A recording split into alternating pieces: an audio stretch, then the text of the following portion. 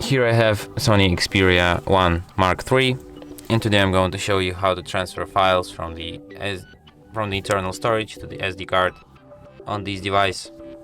So to do this, firstly you have to open this Files application.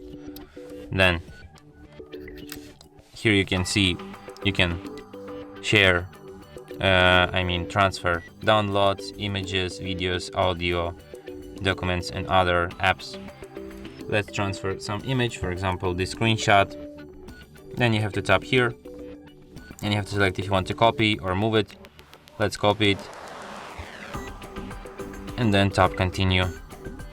And as you can see, this file is copied.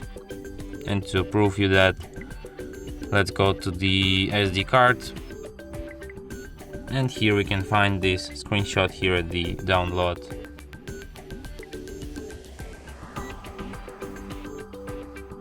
Pictures, screenshots, and here it is. And that's it. Thanks for watching.